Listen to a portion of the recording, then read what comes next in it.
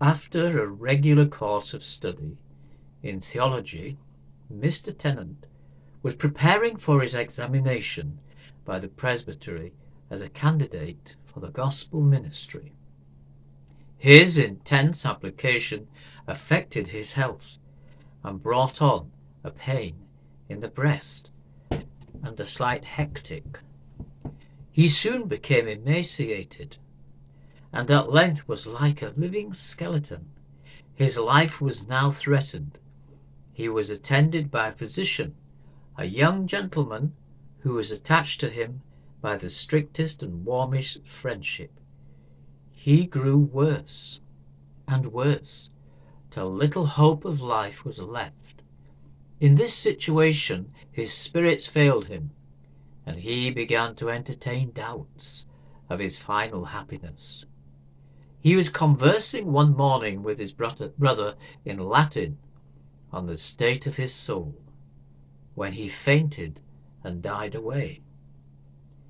After the usual time he was laid out on a board according to the common practice of the country, and their neighbourhood were invited to attend his funeral on the next day.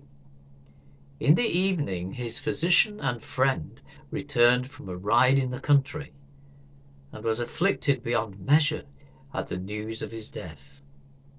He could not be persuaded that it was certain, and on being told that one of the persons who had assisted in laying out the body thought he had observed a little tremor of the flesh under the arm, although the body was cold and stiff, he endeavoured to ascertain the fact. He first put his own hand into warm water to make it as sensible as possible, and then felt under the arm and at the heart, and affirmed that he felt an unusual warmth, though no one else could. He had the body restored to a warm bed, and insisted that the people who had been invited to the funeral should be requested not to attend. To this the brother objected as absurd, the eyes being sunk, the lips discoloured, and the whole body cold and stiff. However, the doctor finally prevailed, and all probable means were used to discover symptoms of returning life. But the third day arrived, and no hopes were entertained of success but by the doctor, who never left him night nor day. The people were again invited and assembled to attend the funeral. The doctor still objected, and at last confined his request for delay to 1 hour, then to half an hour, and finally to 1/4 of an hour. He had discovered that the tongue was much swollen and threatened to crack. He was endeavoured to soften it by some emollient ointment put upon it with a feather, when the brother came in about the expiration of the last period, and mistaking what the doctor was doing for an attempt to feed him, manifested some resentment, and in a spirited tone said, "It's a shameful to be feeding a lifeless corpse," and insisted with earnestness that the funeral should immediately proceed. At this critical and important moment, the body, to the great alarm and astonishment of all present, opened its eyes, gave a dreadful groan, and sunk again into apparent death.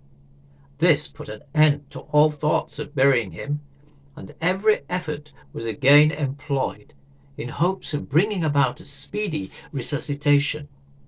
In about an hour the eyes again opened, a heavy groan proceeded from the body, and again all appearance of animation vanished. In another hour life seemed to return with more power, and a complete revival took place, to the great joy of the family and friends, and to the no small astonishment and conviction of very many who had been ridiculing the idea of restoring to life a dead body. Mr. Tennent continued in so weak and low a state for 6 weeks that great doubts were entertained of his final recovery. However, after that period, he recovered much faster, but it was about 12 months before he was completely restored. After he was able to walk the room and to take notice of what passed around him on a Sunday afternoon, his sister, who had not gone to church to attend him, was reading in the Bible. When he took notice of it and asked her what she had in her hand, she answered that she was reading the Bible. He replied, "What is the Bible? I know not what you mean." This affected the sister so much that she burst into tears and informed him that he was once well acquainted with it. On her reporting this to the brother, when he returned, Mr. Tennent was found, upon examination, to be totally ignorant of every transaction of life previous to his sickness. He could not read a single word, neither did he seem to have any idea of what it meant. As soon as he became capable of attention, he was taught to read and write, as children are usually taught, and afterwards began to learn the Latin language under the tuition of his brother. One day, as he was reciting a lesson in Cornelius Nepos, he suddenly started, clapped his hands to his head, as if something had hurt him, and made a pause. His brother asked him what was the matter. He said that he felt a sudden shock in his head, and now it seemed to him as if he had read that book before. By degrees his recollection was restored, and he could speak the Latin as fluently as before his sickness.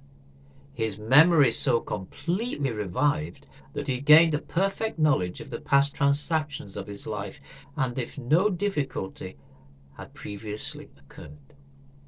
This event at the time made a considerable noise and afforded not only matter of serious contemplation to the devout Christian, especially when connected with what follows in this narration, but furnished a subject of deep investigation and learned inquiry to the real philosopher and curious anatomist.